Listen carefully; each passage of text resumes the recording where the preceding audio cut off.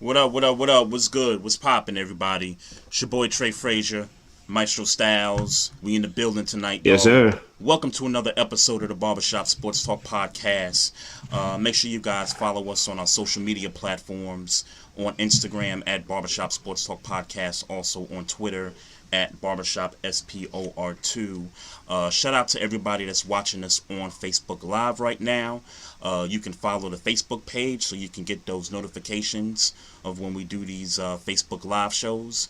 And also shout out to our YouTube watchers also. Make sure you subscribe to the YouTube channel as well. We approaching the All-Star break, man. What's good, Mm-hmm. man? What's popping? Cooling, man, cooling. I get my Pittsburgh Steelers bias out the way now. Happy birthday to Ben Roethlisberger. I still want you to retire, but you are a Hall of Fame quarterback. He coming back. Yeah, he's coming back. And I don't want him to, but Hall of Fame quarterback. In my eyes, the best quarterback, the best Pittsburgh Steelers quarterback to ever wear the jersey. Happy birthday.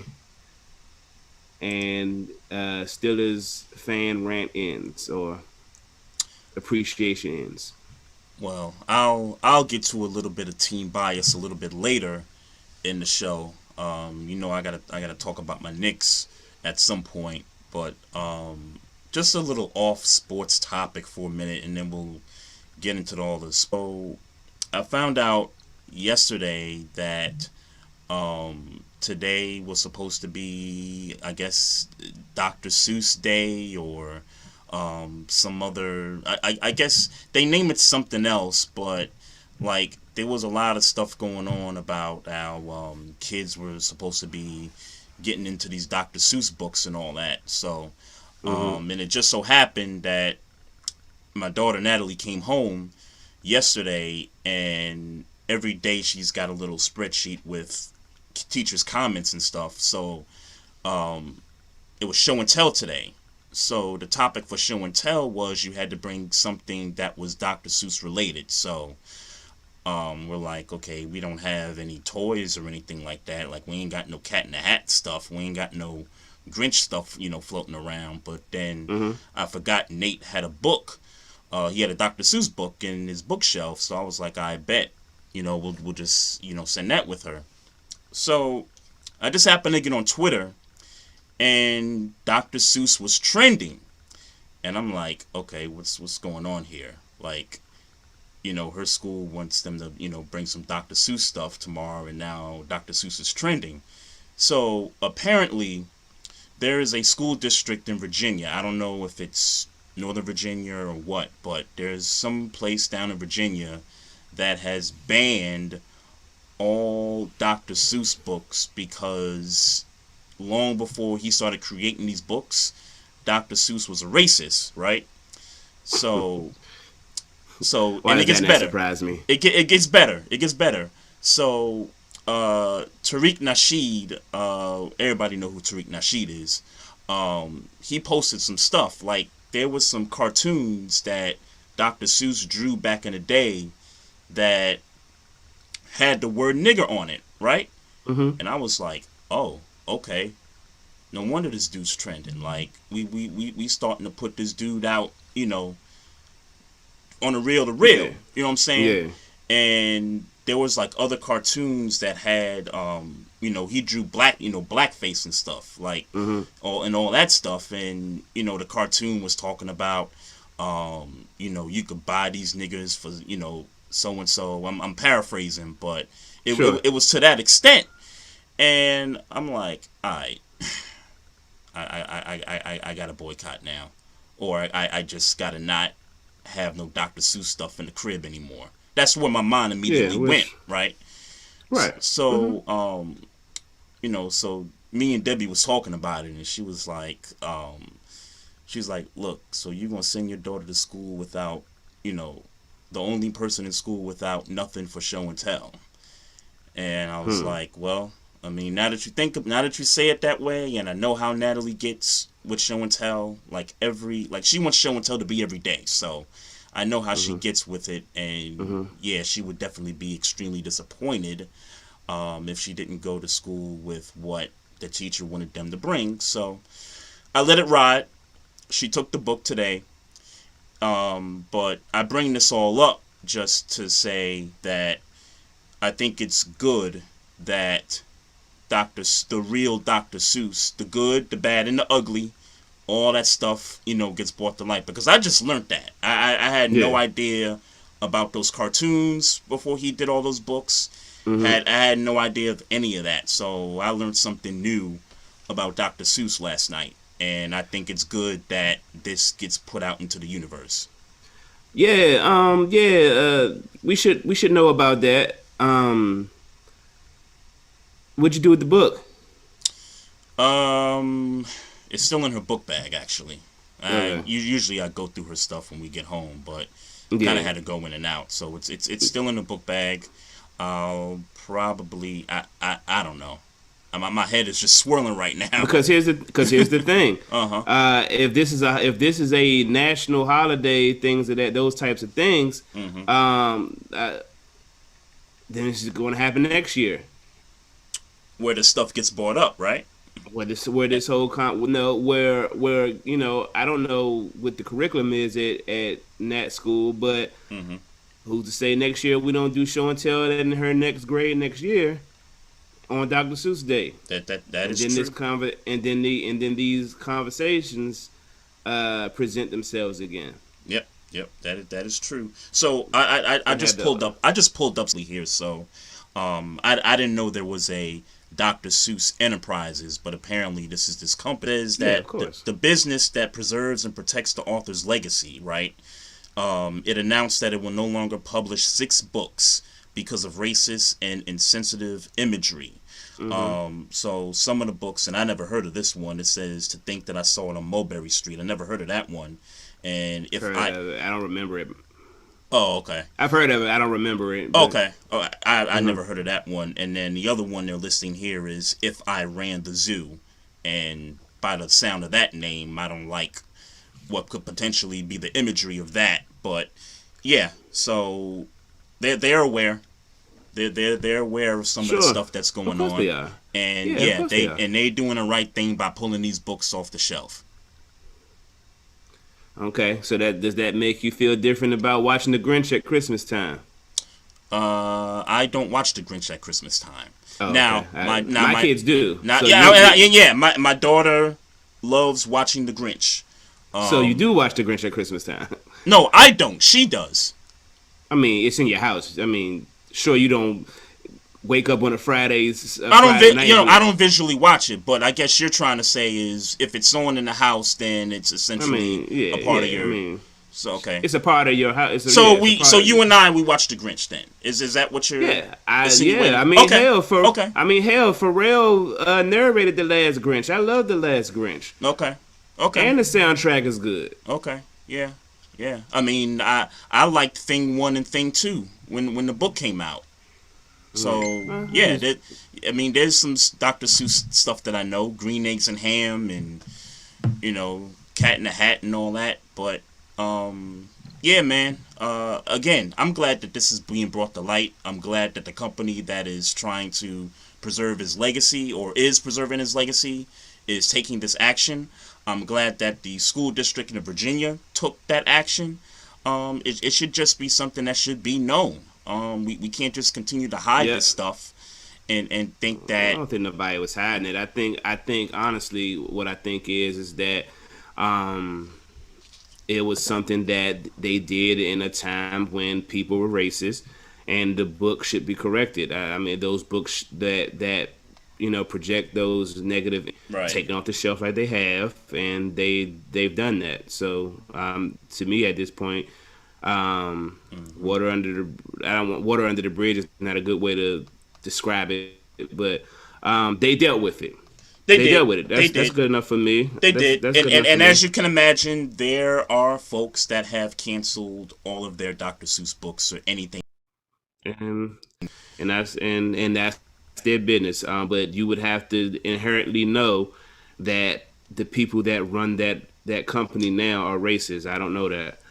Mm-hmm. Yeah, for real. I mean, it seems like they saw a problem and fixed it. Mm-hmm. That's what I'm thinking. They Yeah. just they just had to get in front of it. You know what I mean? Yeah, I mean, I don't know if they was in front of it or not, but I know there was a problem and they fixed it. Mm-hmm. So, Yep. what you want me to say? What you want me to? I mean, if they were currently writing racist books or writing books with that had, Mm-hmm. racist rhetoric in it, Right. Now let me be okay, then clear. that's a, They weren't you racist. know, They weren't racist books. They were racist cartoon strips back then, before Dr. Seuss okay. Well, I started doing mean, these whatever. books. So, now I just want to be clear Sure. about Any that. publications? Yeah. Okay. Yep. All right. But you're right. Whatever he was You're doing. right though. Any Yeah. publications, yeah. So, um, so I guess Yeah. as we approach this All Star Weekend, man, this is be the first half of the NBA season wrapping up, and I gotta tell you, I just got a couple of things that's kind of stick out to me, in the past week leading up to this point. The Knicks had a good week.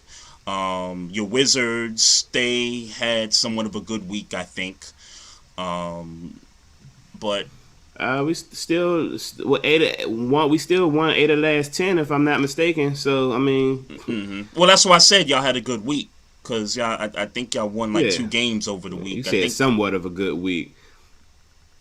yeah, I thought y'all went like 2-2 or something like that. I mean, that's 500 for the week. So here you go again, Yeah. insinuating that I'm hating on the 8 Wizards, man. But I just feel like, bruh. I just feel like you feel like what? I just feel, brother. That's all. I just Oh, feel I'm an all right. emotional, sensitive person. I just feel like when you say things like they somewhat, they, like what was the Knicks week? What was the Knicks record last week? The Knicks' record last week was 3-1. I mean, granted, All right, so y'all won one game. they beat up on a terrible basketball team, but that's what you're supposed to do. When they're terrible, you beat I'm, up on them. I don't What? know. I just feel like somewhat. I feel you though. Okay, the Wizards had a good week. They had a good week, and Hey, maybe brother, I maybe didn't ask you to say. maybe it's because when you look at the standings, they're still where they're at. I think they're like number 11 or 12 in the 12. standings. Mm-hmm. I think maybe it's that, but yeah, throughout this past week, they had a good week. They had a good week, but I'll tell you who's not had a good week, and that is the former coach of the Atlanta Hawks, Lloyd Pierce, who was let go Mm-hmm. just yesterday. I think it was yesterday, Yeah. and I don't like it, man. I don't like the cutting of the cord, and this But didn't guy's Nate McMillan get an interim job behind it? he did, and I tell you something else I learned. Speaking of learning stuff, I had no idea he was on the Hawks coaching staff. Neither did I. Neither I did I I. had no idea until they said that he was going to be the interim. So, Mm-hmm. but I don't like this from a number of reasons. Obviously, again, another black coach that has a short leash and is not given the opportunity to see this team, go through its, ups and downs until the season finishes. We got that. I think the other thing too is, man, you look at this Eastern Conference, bruh. Like, I know they what, 14-20 right now, but they're 2.5 games from the 8th spot. Like, they're Yeah, but there's time for the Hawks to really make some things happen. And if I'm not mistaken, I think we sort of predicted that they was going to mm-hmm. be a playoff team. I stand by it. There was some expectations of this team, and maybe Well, go ahead. uh, what do you think? Who do you think has a better chance of achieving our expectations? Nate McMillan or Lloyd Pierce, who it's been very public that Mm-hmm. Trey Young and Lloyd Pierce have had a strained relationship, along with a few other younger players. Didn't know that. Yeah, they've had a strained relationship Mm-hmm. since Trey Young has been there. Mm-hmm. So as much as I would hate the firing, or as much as I hate the firing of a black coach, they're 14-20 they probably were the most active in free agency. Yep. Um, and they picked up all these guys. They're 14-20, and Trey Young isn't happy. Your star player isn't happy. Mm-hmm. The guy that you drafted and expected and is expected, you want to keep him, obviously. Yeah, right. He's your bread and butter. He's not happy. So what do? You bring in a more experienced coach. I mean, even if just for an interim situation, I can't imagine how Nate McMillan. I'll be honest with you. I can't imagine how Nate McMillan wasn't the coach going in if he was hired on the staff. Mm-hmm. Like you think like they had this sort of set up, like they knew that. No, This, no, because we've, Jason Kidd is on a bench, but he's not a head coach. right. You know Right. what I'm saying? So there are coaches who. But you know the story there, right? The story was with the Lake. You talking about he's on the Lakers bench, right? Yeah. You know that. Well, the story was eventually he was going to get that job because Frank Vogel wasn't going to get them to where they needed to go, and Then why hire Frank Vogel? That kind of I don't know. I don't know, but I'm saying that's what people were saying once Sure. they put that coaching staff together. So obviously Frank Vogel and those guys, well, not that he proved them wrong, and I think Frank Vogel is a good coach, but when you got LeBron James on your team, LeBron is LeBron, you know what I'm saying? So all the noise about Jason Kidd taking Frank Vogel's coaching spot at some point, that got quieted real quick once they got the chip last year. Yeah. Well, then more to my argument, Lloyd Pierce didn't. No, he didn't. But if you're gonna fire him, wait till the end of the year and see what happens. And Why? not only that, I just realized that there's like this play-in scenario this year. So like the 9 and the 10 seed could actually compete to get in the playoffs. Yep. So if you got that and you 14-20 and you in a bad Eastern Conference where the Knicks, we the 4 seed, we're game over 500 and the teams right behind us are right at 500. Like that's almost like a 3-game separation between the 4 spot and the 14th spot in the East. So who's to say the Hawks can't make up ground if they just kept the train rolling? With the same guy. Yeah. In most situations, I'm with you in that regard. That makes sense to me. But I mean, at the end of the day, your star player is not happy, and the guy who's interim coach is Nate McMillan. Some would say that Lloyd Pierce should have been the assistant once Nate McMillan was talking about coming to Atlanta. He was probably on a short leash, and Nate McMillan is a proven coach. I think I got a better chance of my prediction being right of the Hawks going to the playoffs with Nate McMillan coaching than I do with Lloyd Pierce coaching.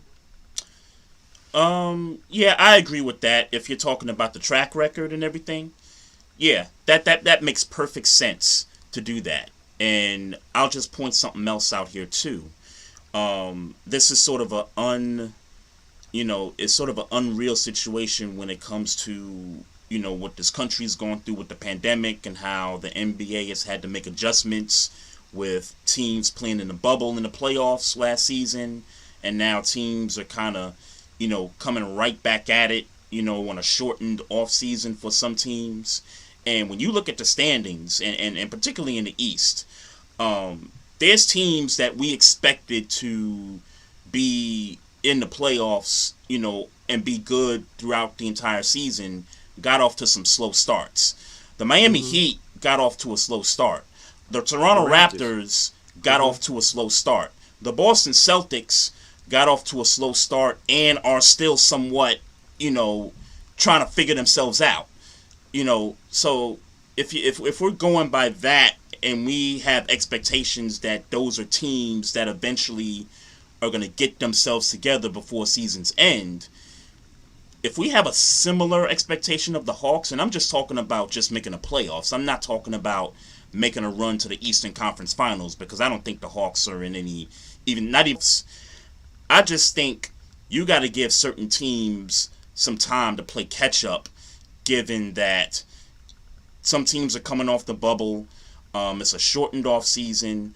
The off season's different in terms of preparation and training camp, and I guess if you want to throw in the fact that the Hawks weren't invited to the bubble and they've had a longer off season, so if you want to argue that point, then I could see, somebody coming at me to say, well, hey, Trey, what about the Hawks not playing for almost 8 months? Well, then you're saying my point for them. They don't have the cachet that the Boston Celtics or the Toronto Raptors have. Right. So, yeah. Absolutely. And I wasn't trying to insinuate that they did, but I just think that when you look at these standings and you look at they got another 30-something games to go, and you just got to see who's gonna separate from the rest of the pack.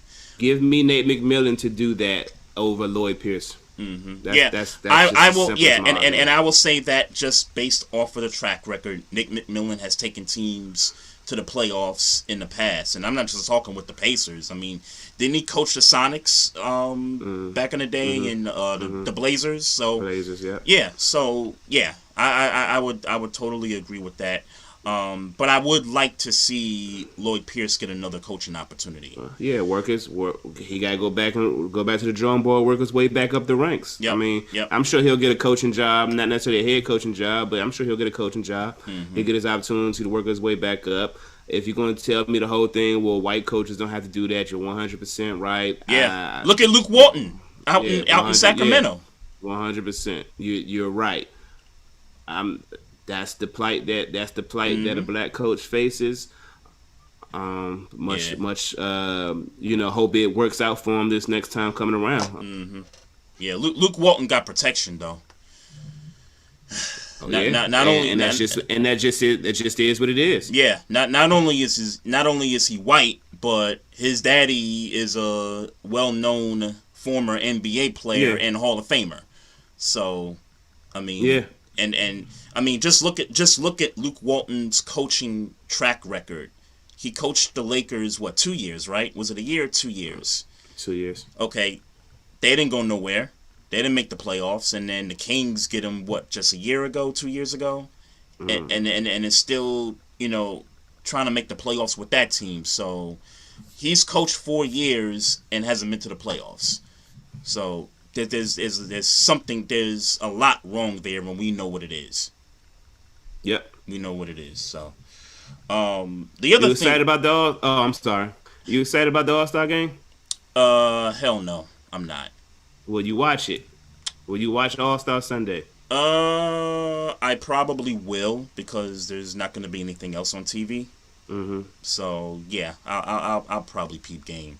I am interested to see Obi Toppin in the dunk contest though, so I'll probably check that out, because I think they're doing something different, right? Like they're having everything's in one day. It's in one day. I think it's during halftime or something like that. Right. Yep.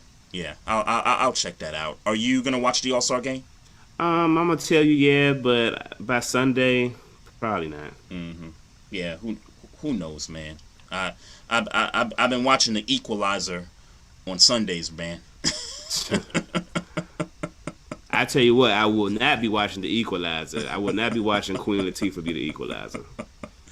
The show's good so far, in my opinion. The show is good. Sure, I don't want to get into your Sunday night television watching. I was just saying it was good. That's it. No more commentary on that. But I was gonna say the other thing that caught my attention last week. The Knicks played them, I think, a couple weeks ago, and we beat them then. Something interesting, I think, to keep an eye on, because on this free fall, Victor Oladipo might be a dude that they might want to, trade and get some assets back for. He already want to go to the Heat, apparently. Oh, word? Yeah, there's a story going around there. He wants to go to the Heat. Mm-hmm. Oh, okay. Which I would like, by the way. Okay. Yeah, that'd be a good. That would be a very good trade. That would be a good trade for him. Now, what do you think the Heat would have to give up to get him? Oh, I don't know. Probably draft picks. I mean, if I'm thinking, I'm not. I don't have no. I'm just saying that right now, knowing that the Heat made it to the finals this time. Oh, not this time, but last year. Just on essentially Jimmy Butler's back to get a second dominant scorer would be really good for them. Mm-hmm. Would be really good for them and their chances of going back. Mm-hmm. Yeah, there's been a lot of talk in New York about the Knicks possibly making a trade for Victor Oladipo. I don't know how I feel about it yet. I think it just depends on what they give up to go get him. Mm-hmm. And he's averaging 19 points a game, I think. Something like that. Yeah. I think if you don't have to give up much for him, then I would say okay, go for it. But if you're telling me too much would be R.J. Barrett, Obi Toppin, Emmanuel Quigley, and maybe a draft pick or two. So too much would be a player and a draft pick. Or players yeah. And a draft pick. Yes, I think that would be too much. Like I think a couple of second rounders. I would go a couple of second rounders and maybe one of those three guys, whether it's Barrett, Quigley, or Obi. I think that would be a much more softer compensation than just giving up all the first and plus players. Mm-hmm. Okay. So, but that would be interesting with the Heat if he ends up there. Yeah. So, I'm wondering what's wrong with the Rockets. I haven't watched any of their games. I mean, look, I'm not gonna sit here and pretend that I felt like the Rockets were going to be a good team. Meaning, I think you had them in the playoffs, though. I don't think I did, Trey. I don't think I did. I think we got to go back to the videotape. We might have to, because I would love to know what my thought process was. Okay. They're not a good team to me. Okay. I think I had them out. I think I might have had them in if we were talking about with James Harden, but I had him if James Harden was on the team. Because James Harden was on the team, then maybe that's why. Did you paint the scenario that if he somehow got traded, yeah. In fact, I said exactly. I'm going to treat it as if James Harden is not going anywhere, and if James Harden is not going anywhere, they're a playoff team. I think I had him at a 6 seed. Mm-hmm. Yeah, I had them out, but I didn't necessarily have them being this bad, right? So we know the Western Conference is a loaded conference. And I thought that they would probably end up 9th or 10th, but they'd probably still be over 500 in the West. But I don't know. I guess they just fallen in love with too much small ball, man. Yeah, I mean, call it a spade. John Wall is a great player. He's not this scorer. Mm-hmm. He's not that scorer that's going to take them over the top like James Harden was. Yeah, right. Yeah, that's crazy. Anything catch your eye in the NBA over the week? Oh, in NBA? In the NBA? No. Oh, okay. I have some conversations that are near and dear to my heart, though. Okay, well, hey, get one started, man. Go ahead, get one started, B. No, man, I had two things that came across my radar today, man. So I'm sure you, or maybe you do or don't know, but those, can I venture into wrestling for a second? Wrestling. We talking wrestling on the podcast. We today? Are talking wrestling today. Bow was planning on joining the WWE. That's not where my story goes though. So,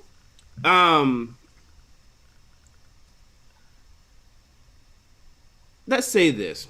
So, in short, Soulja Boy came out with a tweet that said, and quote, "Rap game faker than WWE." How do you feel about that statement? Rap game faker than the WWE. I don't rock with that statement. Tell me not why. At all. Really? You said the rap The game rap game is faker. is The rap faker. game, not the music, not the genre, not the music you listen to and love. So maybe But that's what I'm, because but that's where my mind went, because well well I'm like, well okay, those bars is like the bars they spit. That's real. At least for some of the guys, not all the guys. Trey, I think that is one of the realest tweets ever. Most of these niggas are lying. When we were Well, growing up, yes, I agree. and I agree with most that. most of these niggas are lying. Even the people that live some of that, live some of the stuff they're talking about. Yeah. Even they exercising hyperbole. So that's not a that's not a that's a true that's a real tweet. So let's compare the talent of being a rapper to the talent of being a wrestler. Well, that's not what That's not what he's insinuating then. um no. But let me say this. What I think he means is that there is like, for instance, rap beef. Yeah. A lot of that shit don't be really real. That Yeah.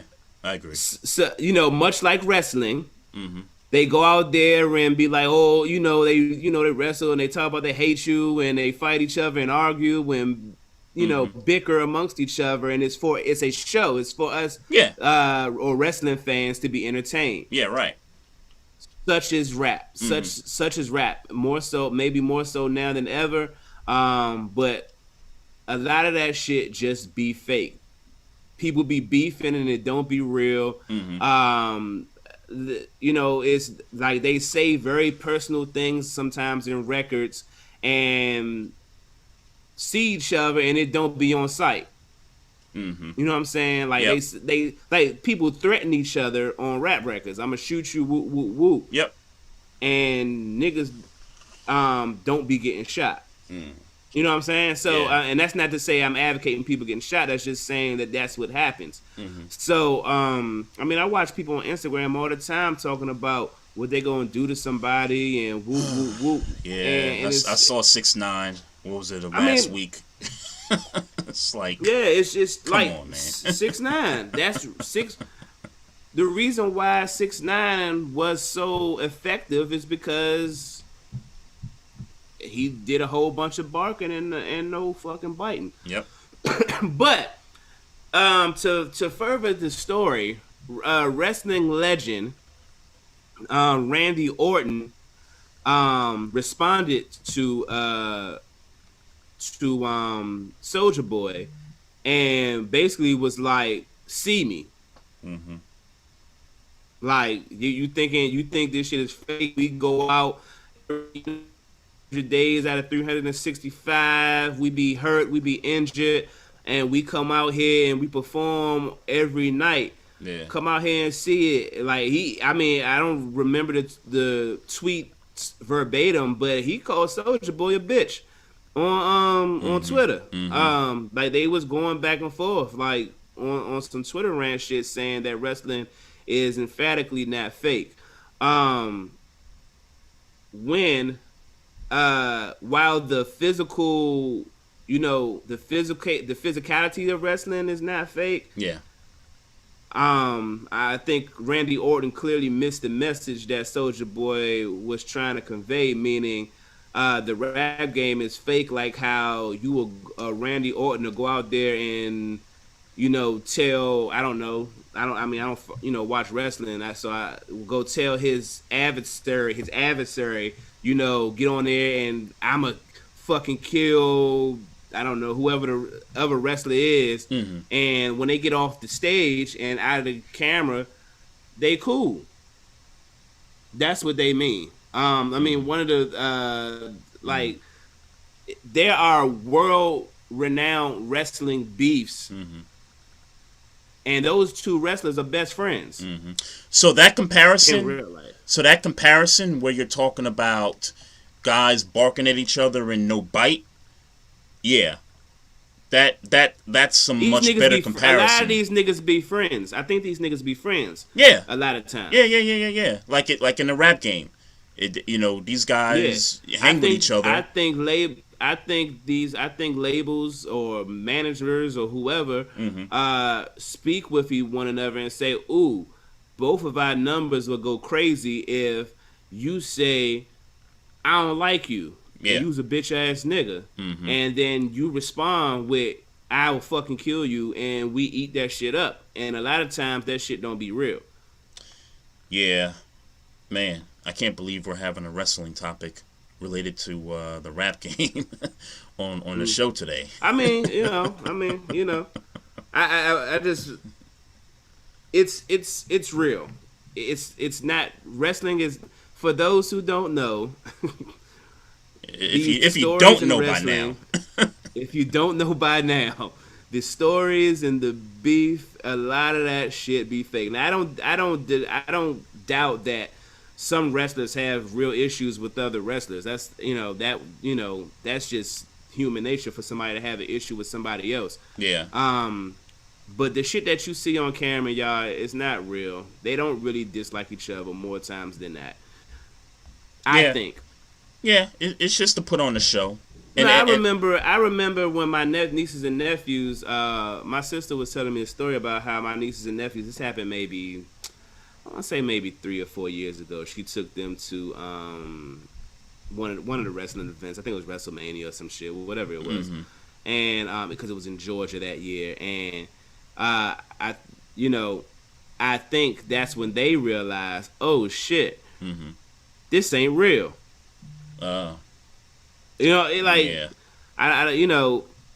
It's entertaining, I'm sure, for those who watch it, but it's not real.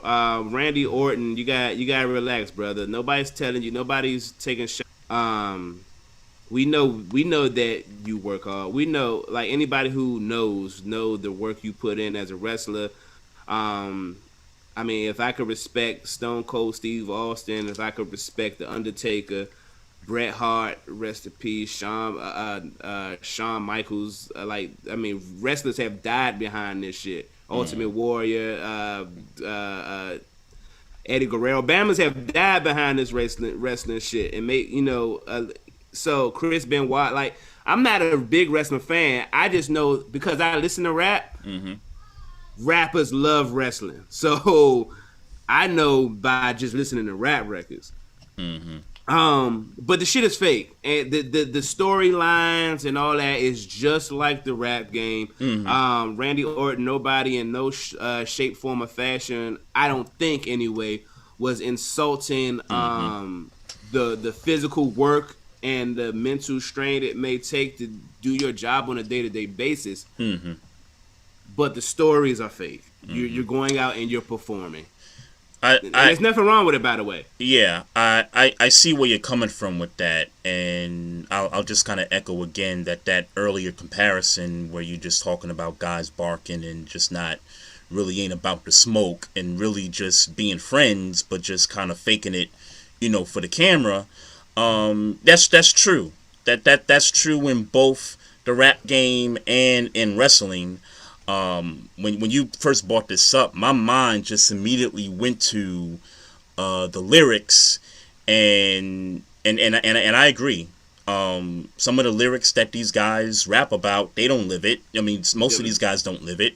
Yeah, them niggas be lying too. But for the dudes that have lived the lyrics that they spit, I'm gonna keep say, okay, y'all just a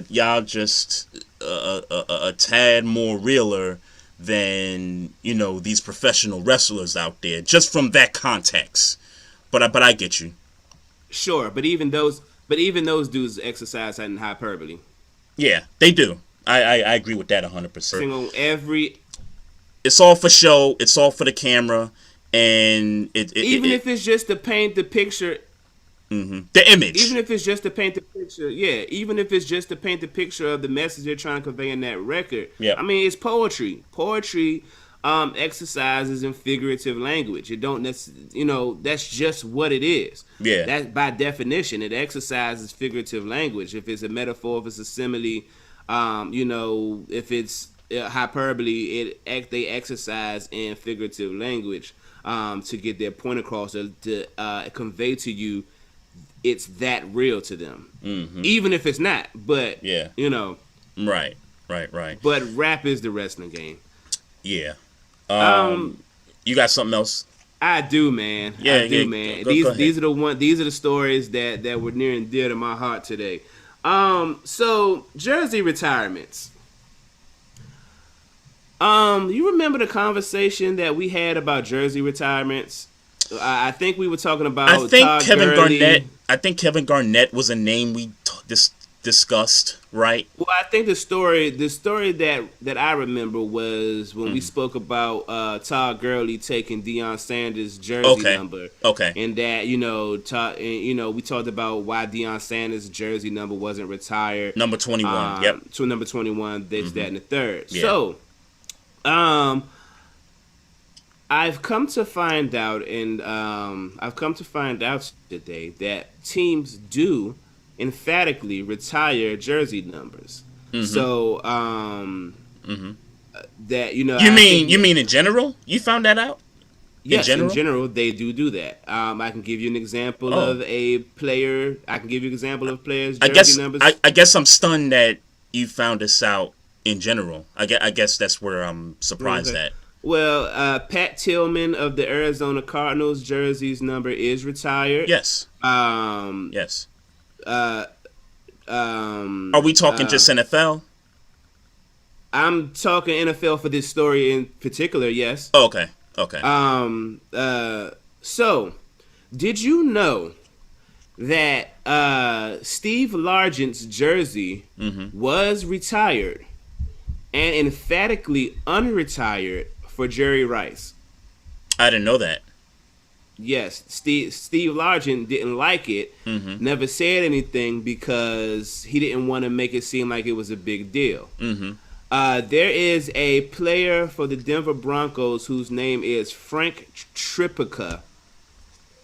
His number 18 was retired by the Denver Broncos, and it was unretired for Peyton Manning.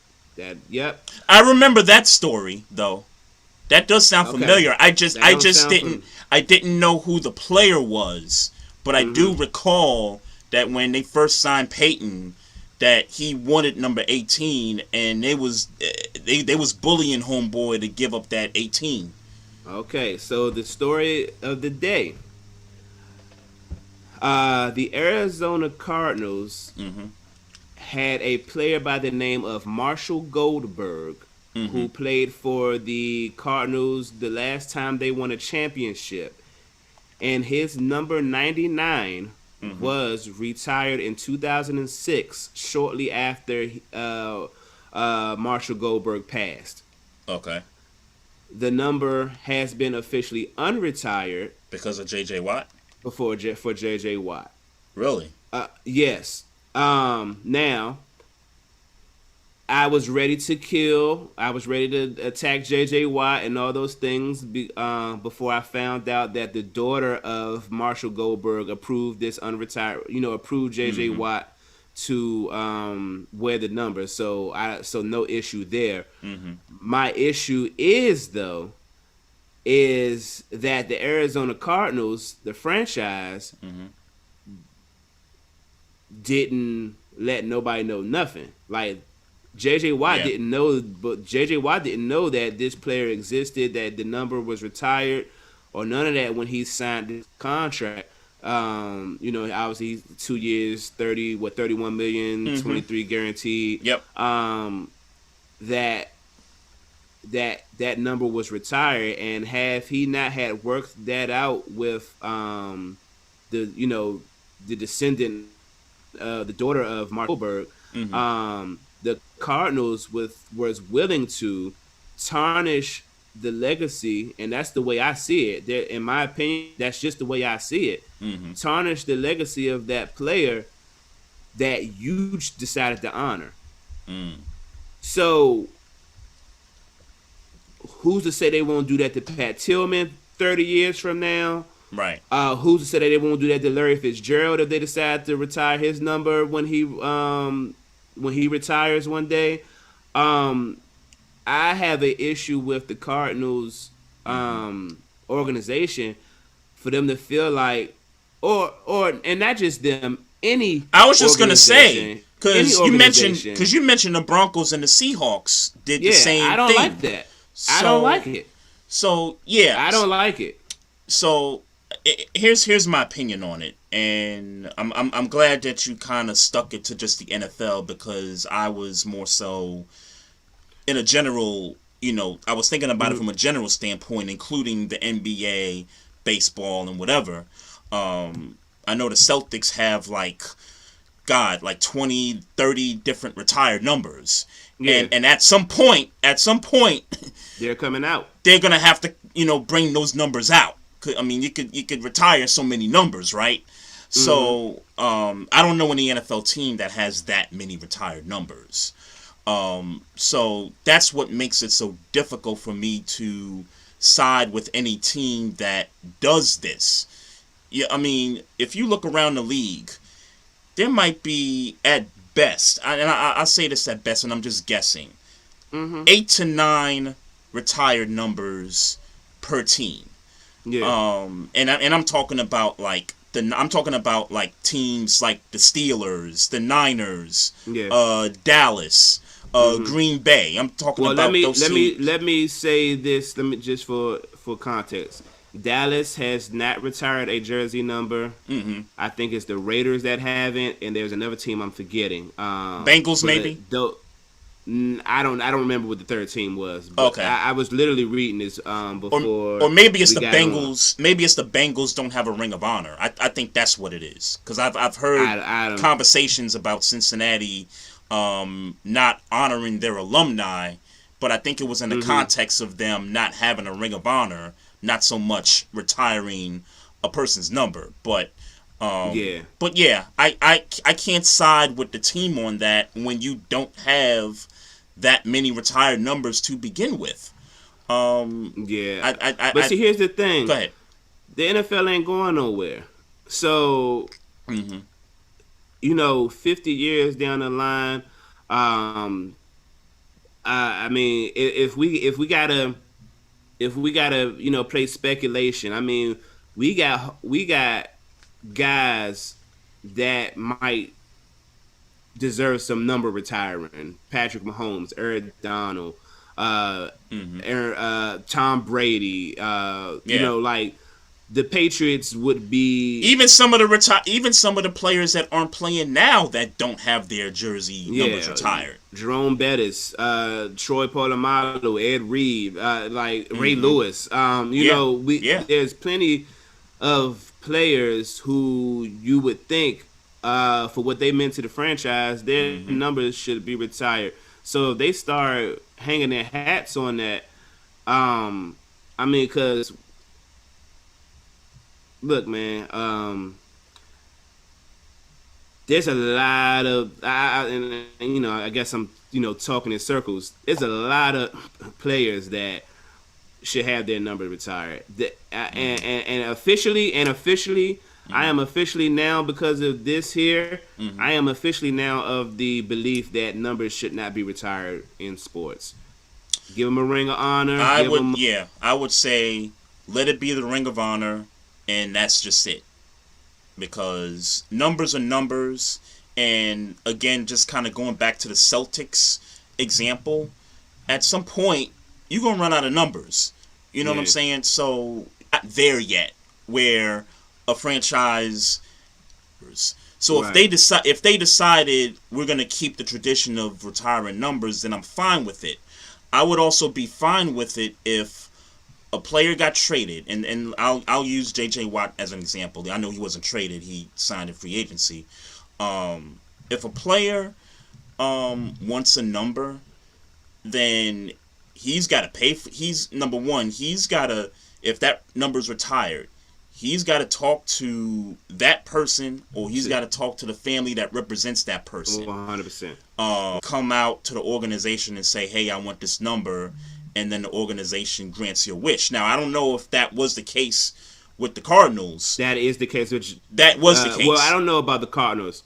Okay. I don't know about what the Cardinals did. I Okay. know that the daughter has approved. He said he Okay. didn't know. He said it's to Watt said to a reporter he didn't know, Mm-hmm. and then that he went and spoke to the daughter of Marshall Goldberg, and she approved. She even put out a statement saying, with Wow, it's an honor and all those things. I'm sure that my father would be okay with it, so I'm okay with it. Right. Right. So there's no. I have an issue with the teams because this article that I was reading in Pro Football that where I heard all this, they were saying something to the effect of, would J.J. Watt have signed with the Cardinals if he couldn't if there would have been an issue with him wearing his number? I think that's a pretty good question. And if they thought that it might be an issue, they might not say nothing to him because they want to make sure they sign him, get him in the building, and then try to flesh it out. But now J.J. Watt feeling some kind of way about who he playing for because he can't wear his number. Mm-hmm. Yeah, I think that's a good idea that even players consider that. That's new to me. And I don't know that they do or don't. I mean, I know numbers are a thing. I mean, we just talked about last week about Carson Wentz and the Michael Pittman Jr. Yeah. Yeah. So yeah. I'm with Michael Pittman. If I wasn't clear last week, I'm with Michael Pittman. Yeah. So there's that. I mean, people do have idiosyncrasies about the jersey number that they wear. So that could have been the reason that, J.J. Watt went to another team, especially because there were other teams willing to pay him more money, from what I'm understanding. Mm-hmm. Yeah, I was surprised. So yesterday, my homie at work, he was like, yeah, J.J. Watt got signed. And I was like, oh, okay, he must have went to the Browns. He was like, nah. Mm-hmm. Oh, he went to Green Bay. No. Yeah. Oh, right. He went to Buffalo. No. I was like, what? Because those were the three teams that were were the favorite to get J.J. Watt. And when he told me the Cardinals, I was like, the Cardinals? And I just, in the beginning, I just didn't like the fit. But then I kind of, traced back to DeAndre Hopkins. And I think he had a play in a part of getting J.J. Watt over to Arizona. And now there's this talk. There's this talk now about Kyler Murray for Deshaun Watson. Now that conversation is happening, in mainstream media now.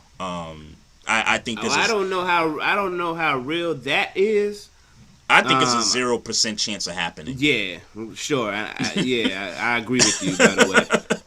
But I'll say this, man. J.J. Watt and Chandler Jones coming off. It's semi-scary. Yeah. They got a good secondary. It's semi-scary, yeah. They got a good secondary. They have a decent offense. I think they need a dominant running back, and we're not necessarily confident in Kenyon Drake, the coach. We're not necessarily. He's not a dominant running back. As respectful as I could say it. I wouldn't call him. I agree with you there. Yeah, but if you look at this team, this is a good move, man. They are. I think they're a good running back away from being the best team in the West. Yeah, I was about to say, I don't think J.J. Watt is the missing piece. They need other pieces to go along with this team. And you mentioned, the running back position, and I think they could use a dynamic runner to go along with Kyler Murray and Kenyon Drake in that backfield. I think they're good at receiver. I think they're good on defense, especially the secondary, and now you get J.J. Watt, the rush the passer, and, you hope he can hold up. I know we played 16 games this past year, but... you're not even looking at him to be that guy. No, you're not, but he's had a history of injuries over the last 3-4 years now. J.J. Watt is not going to be 20-sack J.J. Watt. He might be 5 or 6 sack J.J. Watt. and that just may be good enough for that defense. That may be good enough for that defense. Yeah, I think he can get to 7 or 8. That's possible I think too. I think he can get to 7, 8 sacks. The leadership that he's going to bring in that team, in that in that locker room. I think they are. I think if you know, I know a lot of people say that we're not necessarily sure about the coach, and that's valid. But I think get the running game, just get a dominant runner, a better, just a get the. I think this is the best team. This could be the best team in the West. Yeah. Yeah. I mean, San Francisco's lurking. They got to get healthy, obviously. So are the Rams, but Matthew Stafford ain't going to be running for his life. He's going to be ducking. Yeah, I mean, that's true. But the Rams could say the same thing. Teams that play the Rams, they're going to say, y'all going to be ducking too. So. Well, no, Kyler Murray can run. Well, I said other teams. I didn't say specifically the Cardinals. Oh, yeah, okay, all right. But, yeah, the Rams have a guy that can get after the quarterback also. I think the team that sticks out is Seattle, because there's nobody on that defense that, I mean, you're really scared of other than Bobby Wagner. And Bobby Wagner's not a guy that rushes the passer. He's a guy that, plays the run very well.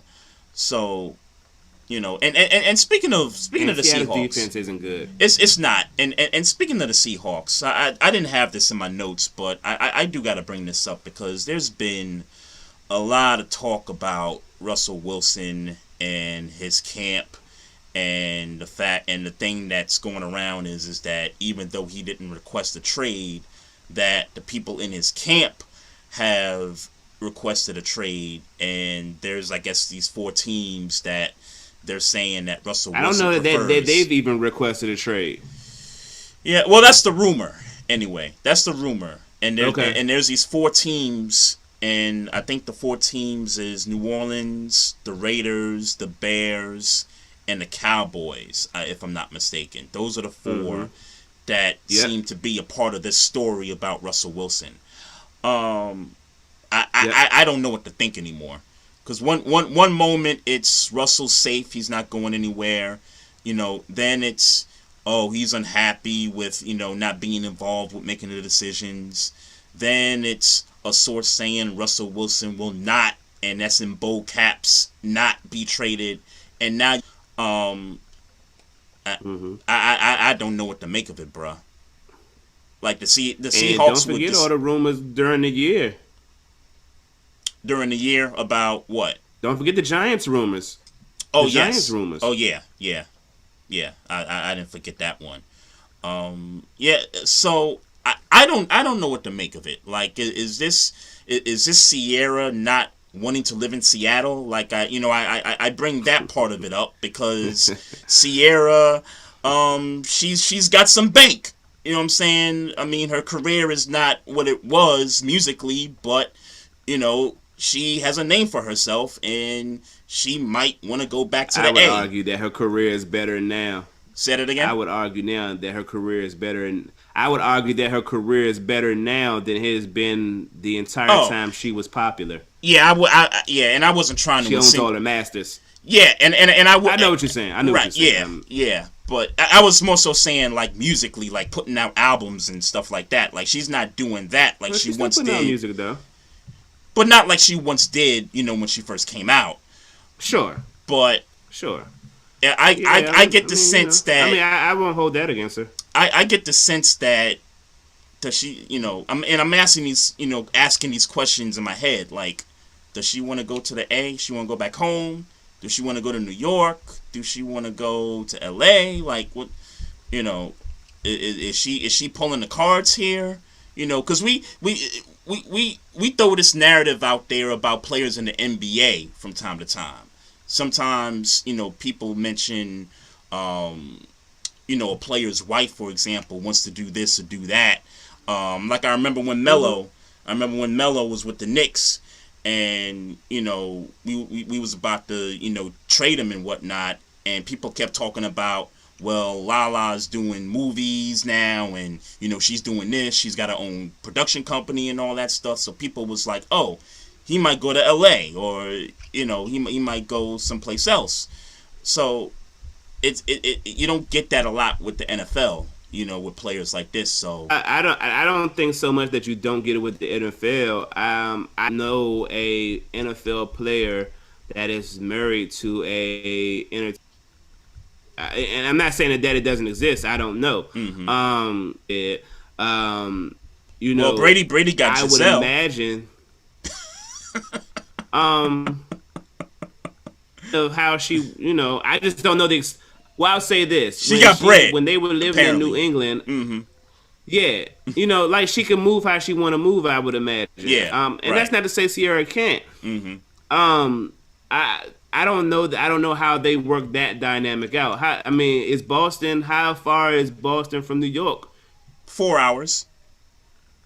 Okay, that seems like a lot to do if you were trying to work. Mm-hmm. Because Giselle's a model, that seems like a lot to travel if she's trying to work. Mm-hmm. But even if you're in the middle, right? Like even if you live in Connecticut, you could still get to New York in 2 hours. You could still get to Boston in 2 hours. You know what I'm saying? Right. So right. Not that I know where they lived, but that's a reality. Yeah. But all that to say, getting back to the Russell Wilson trade rumors, hey man, I also heard that he wouldn't have a problem playing in Dallas. Yeah, that was one of the teams I mentioned. Yeah. Yeah, I say that to say that Russell Wilson is the focal point of the team, but they don't have a running game or offensive line, and haven't had one for maybe 2-3 years. For a while. And yet they still get to the playoffs every year. Right. So while you speaking about Sierra, I could get that Russell Wilson would be a little frustrated. Mm-hmm. Yeah. Now I think when people hear that, they're gonna automatically go toward the money that he's making on the contract that the Seahawks gave him. But he deserves that contract.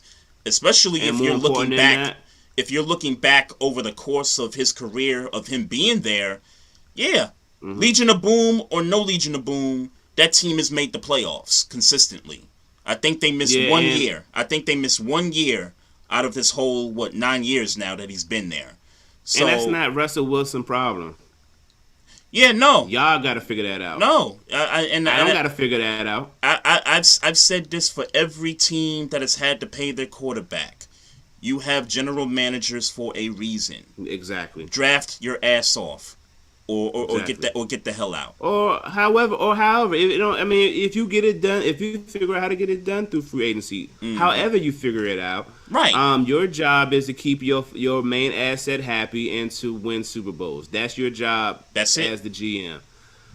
That's it. So figure it out. I'm not. I mean, and if you're a player that would take a pay cut mm-hmm. for all that, more power to you. Mm-hmm. But Russell Wilson is at his money window mm-hmm. is not going to be open for that much longer. No. So yeah, mm-hmm. I'm not taking no shorts right now. This is when I need to be getting paid. Yeah, right. And you speak of the money, and I'm thinking about, okay, who's gonna take that contract if there's a thought of him being traded, right? Because I was listening to Stephen A. talk, and they was making it seem like that his contract right now mm-hmm. is not as bad as we're making it out to be, and that Dallas could emphatically afford it if that were an option. So his contract right now is probably backloaded. Like he might be getting, and I'm just throw a number out there, he might be getting 24 this past season, and then maybe he's getting those 30 millions on the back end of his contract. So I ain't going to pretend like I do. And before teams even get to that point, they'll just sit down with the player and say, hey, let's just stretch this thing out over the course of, instead of 2 years, let's stretch it out to another 4 or 5 years. And mm-hmm. just split the money mm-hmm. that way. This way there'll be some money mm-hmm. left in the cap so that they could, try to get some other players in free agency. Yeah. I just said all that to say Russ. Well, let me say this. I don't think Russell Wilson's going anywhere. Let me just get that out the way. I I don't don't think think he's I don't going think he anywhere. is either. I don't think he is either. Um, Yeah, people as getting much too happy as with the the quarterback movement and stuff. I mean, since we've had 2 trades happen already, and a possible third could be happening either before the draft or after the draft. I still say yeah, Deshaun Watson is getting traded. The Texans can tell me they could blow smoke all they want, but hmm he clearly doesn't want to be there, and at some point you're gonna have to take the best deal that's out there, even if it yeah, means you got to move him over to Miami, which is in your conference, or the Jets, which is in your conference. At some point, yeah. you're gonna have to do that. I also read that Dak has said, or you know, he deserves to be right behind Patrick Mahomes money wise, all the way forward. Behind Patrick Mahomes, like in terms, so he should get a better contract than Patrick Mahomes, or you're saying right No, there, behind. No, he should be right behind Patrick Mahomes' right money. behind Mahomes? Okay, Yeah. okay. Um, So I guess hey, that implies he should be the second highest paid quarterback in the league. I'd be happy for him if he could pull that off. So yeah, right, right. But his paying potential by not playing and I seeing think what Ben that team was DiNucci. doing without him. I think Ben DiNucci, Andy Dalton, and Garrett Gilbert, whoever the guy was that gave Pittsburgh a run for their money, all solidified and raised Dak Prescott's stock for him. They would be setting their franchise back by not giving him whatever he want. Yeah, So, in my mind, he should be paid right behind Patrick Mahomes.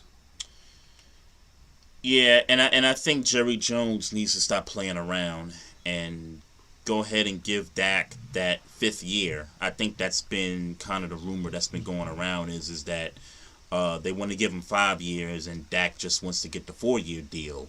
And I think that has a lot to do with the cap going up expeditiously by that time that 4th year arrives. So I think Dak is looking at that and saying, okay, I want to have an opportunity to make some more money, and that's smart. Yeah. That's smart on his part. They're gonna have to give him what he want. Yeah, yeah. You can't tag him again. You just can't do it. And if they do, Dak need to sit out. Period. Yeah, that's making a statement right there. Period. He need to sit out. That's making a statement. There's people that still believe that he's gonna end up somewhere else, and I'm not surprised by that. I'm one of them. I'm not surprised about that. I'm one of them. I don't think they get a long-term deal done. Okay. I don't. I think they gonna. I think they franchise him again, and he going. And I would hope he sits out. Hope he sits out. Yeah, we know the short history with that. When you tag a quarterback twice, he's so yeah. Speaking of Kirk Cousins and the team that he used to play for, I've heard that they are expected to cut Alex Smith at some point this offseason. Yeah. If not later, then sooner. I'm not surprised. I think Alex Smith at this point, $19 million. Alex Smith needs to just retire at this point.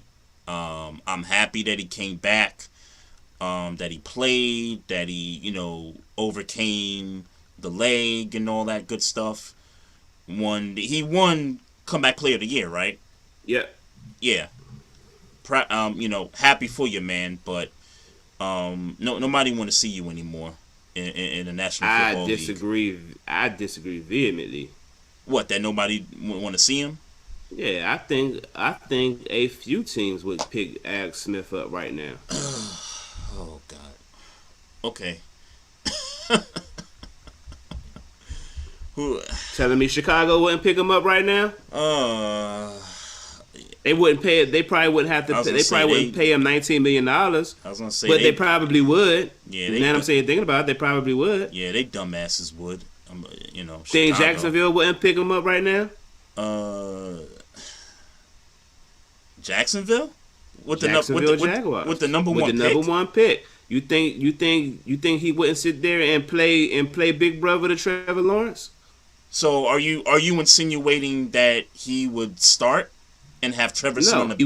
he would sit there and give Trevor Lawrence game. Oh, okay. So you're talking of okay, because I'm thinking of it as nobody wants to see him start anymore. I wasn't clear about that.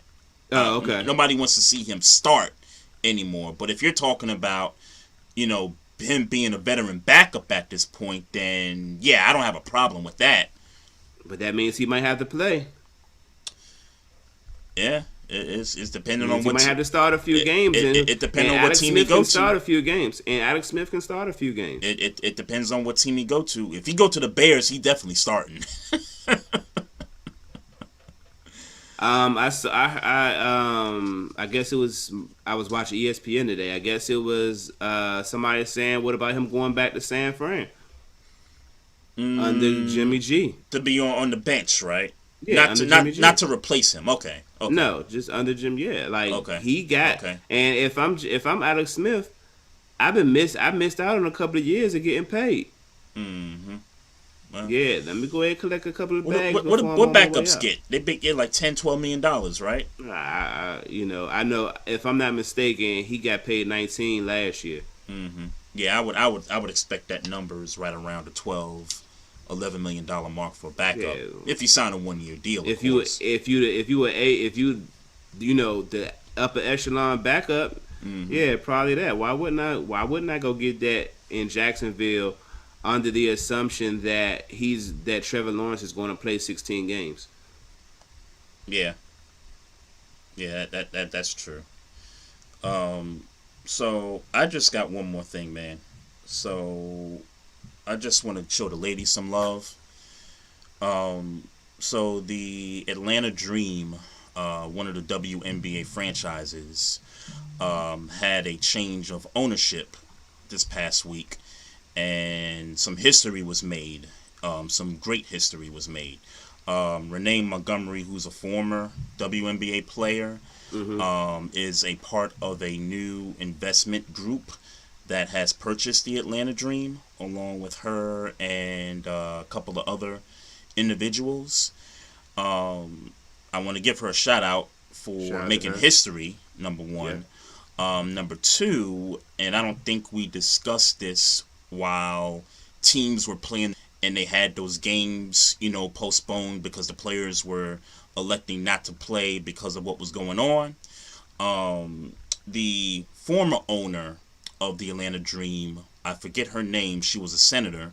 Some racist junk. Yes. Mm-hmm. She was one that came out and was like, I'm not with the girls, protesting throughout the game and all the messages and all that stuff. And she caught a lot of smoke, and rightfully so. Yeah. And, I'm glad to see her not in this, a part of this ownership anymore. Yeah. And, the girls, they took a major step forward. They let their voices be heard, and a change was made. And I'm very happy for these individuals, and in particular Renee Montgomery, because she used to be a former player in the league. Congrats. So congrats to her. You got anything else, man? The last thing I got, man, is I am sick and tired of sports platforms that are as prominent and rich and well-resourced as ESPN making mistakes like confusing Future with 2 Chainz. So there was some type of a advertisement or a social media post. I don't know where it came from, who but they were talking about March Madness. Mm-hmm. Obviously, Future has the popular song March Madness, and obviously that's a layup. With anytime March Madness, NCAA March Madness, all that comes around, It's a layup for the Future song to be involved in the marketing material. But somehow or another, instead of a picture of Future, there was a picture of 2 Chainz. Not the first time And someone has made that mistake. that's a problem. That's a problem. Y'all are too well resourced. Y'all getting too much money to go past. So I can't. Don't use my culture if you're so not in tune with my culture that you don't know the difference between Future and 2 Chainz. Don't use it. Period. It's I, appropriation. It's I would point more appropriation. so. I would point more so to the fact that they are the most powerful sports engine on this planet. ESPN. Don't make that mistake. Don't make that mistake with my culture. If you don't know, you need to get somebody in there that do. It's like y'all just Googled March Madness and magically Future came up, and some whoever the hell, like nobody in that office knew the difference between Future and 2 Chainz. Yeah, and That's it's a problem not. for me. Don't And appropriate my culture if you can't. If it don't appropriate my culture, if you don't know the difference between 2 Chainz and Future. Period. yeah, I recall similar stories with ESPN where they've made and it's not like facial rec mistakes or anything like that, but similar cultural mistakes where they get a song mixed up with somebody else. I See, I'm recall not. similar stories like that. So, and not that See, I'm that's not talking excusing about. them. Not that I'm Well, excusing I'm ESPN. not talking about like. I'm not talking about like. A commentator or analyst or something confused. Getting that wrong. This is marketing material that you. Oh man, you're gonna make me find it on Bleacher Report where I saw the story at. But Yeah, I would. I'm not talking about. But I'm not talking about. I don't know. And I'm just saying Molly because I don't know. Maybe I got some inclination to that. Maybe she don't listen to hip hop, which I don't really believe. But No, I don't believe that's that. like Molly. Yeah, I'm not talking about Molly going in there and calling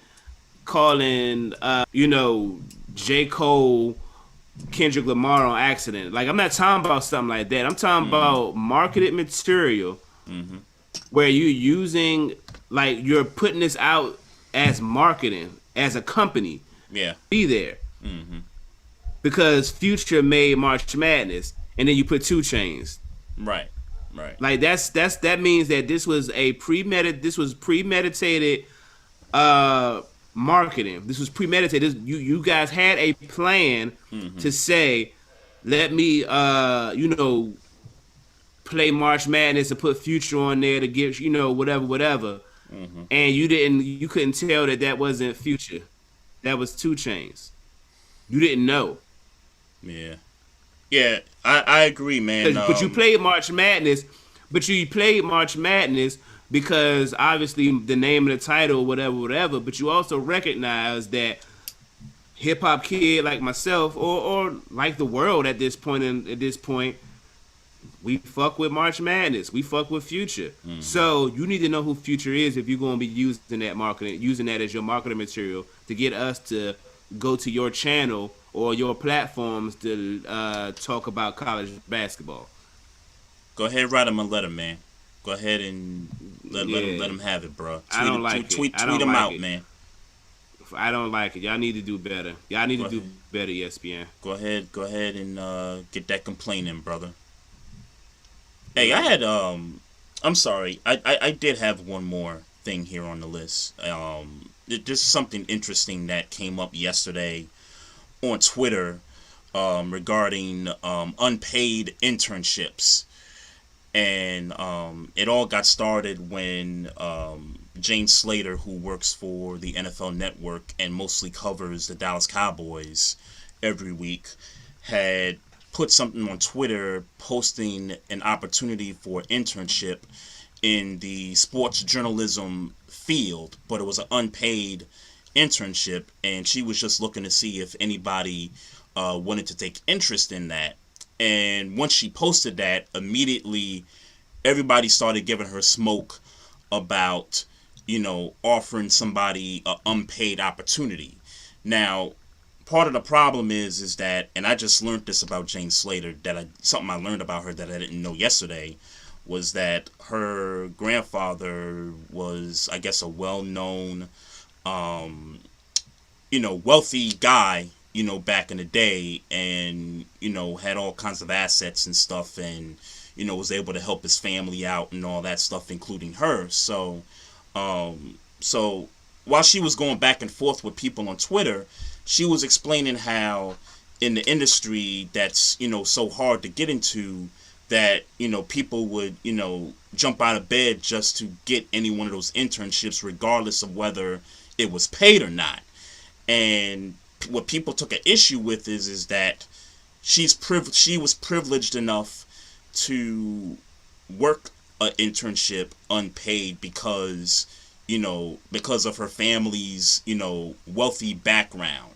So in other words, she had an opportunity to work a job and not get paid because her necessities, or her housing, or food and other things that you need to live off of, were taken care of by her family. That's what was put out there by people who disapproved of them putting that out there.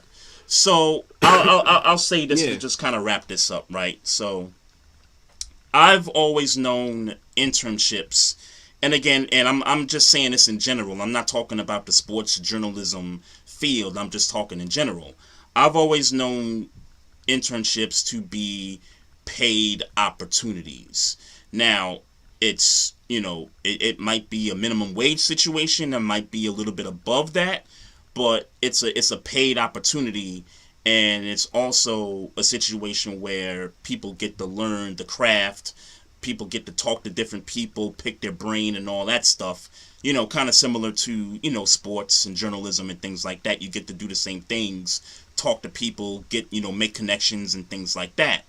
My biggest deal is that not everybody is put in a situation where they can take an unpaid internship. Like me coming up, I had to work. You know what I mean? I had bills to pay. So I wasn't gonna take no, I don't want to call it a job, because an internship is not, I wouldn't say it's necessarily a job. It's more so a project than anything. I wouldn't take an unpaid internship if I thought my bills were going to be covered by somebody else. I wouldn't do that. I would take something where I'm getting some bread on the side. Or if I have a job and maybe an internship on a part-time level is available, then yeah, I'll take that as long as I know I got some income, regardless of whether it's coming from. But for people that are unclear about internships, it's not a job. It's it's a project, and it's a situation where, yeah, you can learn all the natures of the business, but don't get it twisted. I'm not working for free, knowing that I got stuff that's got to get covered. So I'll just leave it at that. I wonder if you got some thoughts about that.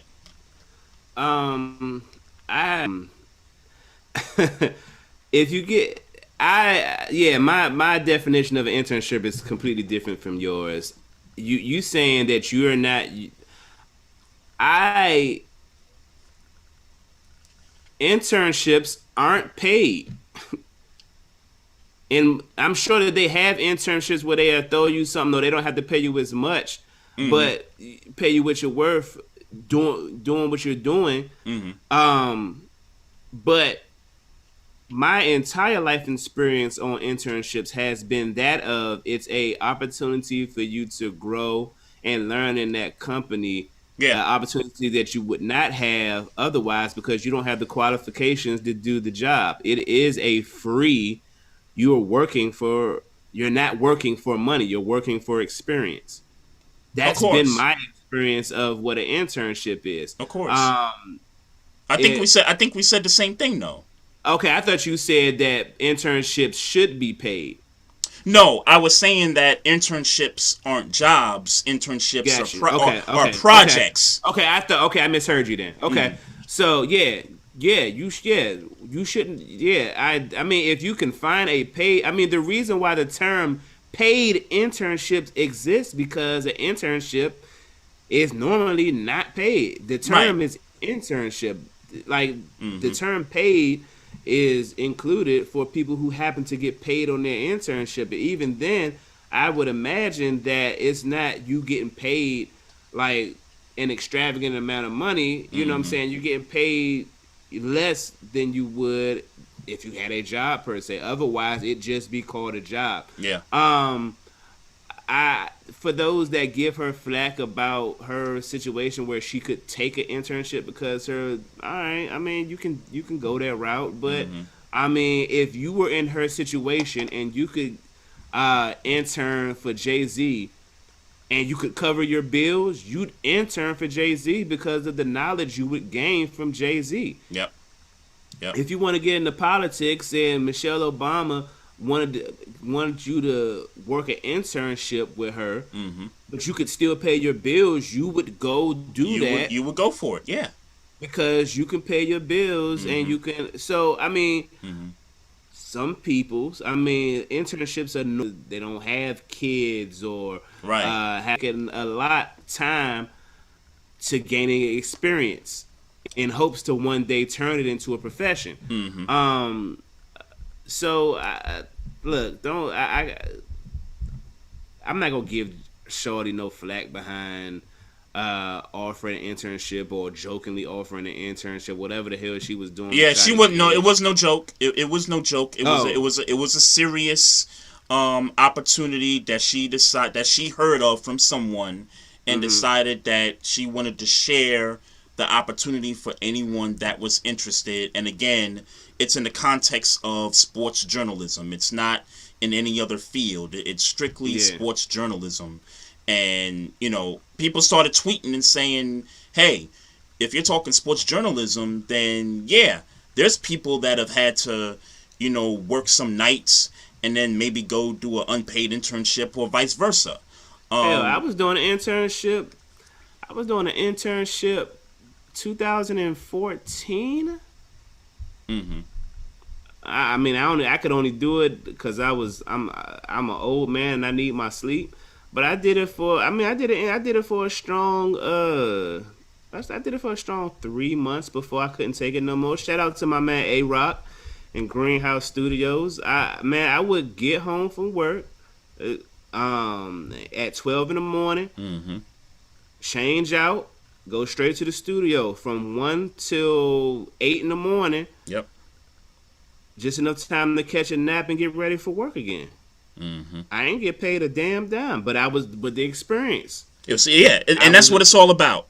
When it comes to internships, it's all about experience, making connections with people, and being able to grab knowledge of the industry that you're interning in. Yeah. That's really what it's all about. And just to kind of add this to a close, the folks that were giving her, I think, make just this one excellent point, and that is when they were having their debate about, you know, unpaid versus paid. The issue they had with her was in how she was able to work an unpaid internship. And quite frankly, I don't think that's anybody's business, you know, if you ask me. I mean, sure, if she was honest about it from the jump. You went out for a second. No, I was saying, I don't think it's anybody's business of her family and how wealthy her people are. But sure, if she would have came out and said, hey, you know, when I did this internship for free, I was living at home and, you know, my bills were taken care of. If she'd have came out and said that, I would have had no problem with it, but I'm certainly not going to come at her because she left that out because she's trying to promote an opportunity for someone.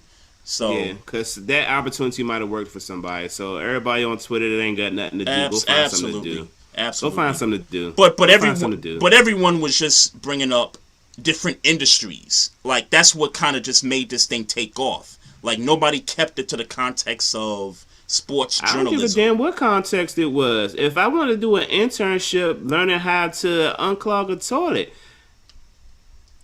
from a master plumber, and I wasn't getting paid for it, but I really wanted to learn that field and I could do it, then that's my business. I'm gonna learn how to do it and hopes to be the best goddamn toilet unclogger I could possibly be. So what? Get on the job experience. Hey man, go ahead and get them plungers, man. Yeah, bro. Like, fuck out of here. Go ahead and get that, man. Shout out to Rough Buff in our Facebook live chat. Appreciate you, homie. Just want to wrap the show up real quick here. Make sure you guys follow us on our social media. We're on Twitter at Barbershop SPOR2. Also on Instagram at Barbershop Sports Talk Podcast. Also, if you're watching this on Facebook Live right now, make sure you continue to follow the Facebook page. Let a friend know to click the like button. Also, for our YouTube Live viewers, make sure you let somebody know. Subscribe to the YouTube channel. And tell a friend to tell a friend. And then if you got any questions or anything you want to email us, the email is barbershopsportstalk1@gmail.com. And you can find this podcast on our platforms. We're on Spotify, Amazon Music, Apple Podcasts, Google Play Podcasts, and iHeartRadio. So if you got nothing else, Maestro, I'm ready to go downstairs and get some food and get some sleep, brother.